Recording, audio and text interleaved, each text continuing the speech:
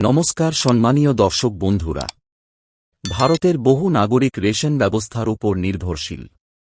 Ration কার্ডের মাধ্যমে বিনামূল্যে বা স্বল্প মূল্যে খাদ্যসামগ্রী যেমন চাল, গম, চিনি এবং অন্যান্য প্রয়োজনীয় দ্রব্য সরবরাহ করা হয়। এই উদ্যোগ বিশেষত আর্থিকভাবে দুর্বল পরিবারগুলির জন্য একটি বড় সহায়ক। নতুন বছরে এই সুবিধার সঙ্গে আরও একটি বড় ঘোষণা করেছে সরকার। এবার রেশন সামগ্রীর পাশাপাশি রেশন কার্ডধারীরা পাবেন নগদ ১,০০০ টাকা। নতুন প্রকল্পের পরিকল্পনা।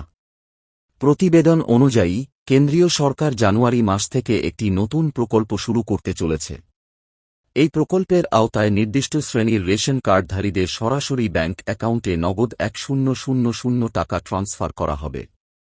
তবে আগের মতো বিনামূল্যে রেশন সামগ্রীও অব্যাহত থাকবে। কারা পাবেন এই সুবিধা? এই সুবিধা পেতে হলে কিছু শর্ত পূরণ করতে হবে। ইকেওয়াইসি বাধ্যতামূলক। যেসব রেশন কার্ডধারীরা এখনও ইকেওয়াইসি করেননি তারা এই সুবিধা থেকে বঞ্চিত হবেন। তাই ইকেওয়াইসি সম্পন্ন করাই হবে প্রথম শর্ত। আধার এবং ব্যাংক অ্যাকাউন্ট সংযুক্তিকরণ। ইকেওয়াইসি করতে আধার কার্ড, রেশন কার্ড এবং ব্যাংক অ্যাকাউন্টের তথ্য আপডেট করা প্রয়োজন। কেন এই প্রকল্প? মহামারীর সময় বিনামূল্যে রেশন বিতরণ শুরু হয়েছিল, যা এখনও চলছে। তবে নতুন এই উদ্যোগ আর্থিকভাবে দুর্বল পরিবারগুলির জন্য আরও বেশি সহায়তা প্রদান করবে। এই নগদ অর্থ পরিবারের দৈনন্দিন প্রয়োজন মেটাতে সাহায্য করবে। কিভাবে করবেন ইকেওয়াইসি? যারা এখনও ইকেওয়াইসি করেননি তারা নিকটবর্তী রেশন অফিসে গিয়ে এই প্রক্রিয়া সম্পন্ন করতে পারবেন। প্রয়োজনীয় নথিপত্র: Aadhaar card, ration card, bank account details.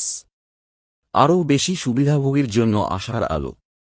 এই প্রকল্পের মাধ্যমে লক্ষ লক্ষ আর্থিকভাবে দুর্বল পরিবার সরাসরি উপকৃত হবে। রেশন সামগ্রীর সঙ্গে নগদ ১,০০০ টাকা পেলে তাদের জীবনযাত্রার মান উন্নত হবে এবং অর্থনৈতিক স্থিতিশীলতা বাড়বে।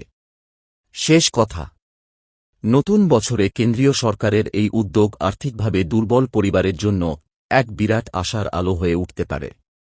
ফ্রি রেশন এবং নগদ ১,০০০ টাকার এই সহায়তা বহু মানুষের জীবনকে সহজতর করবে।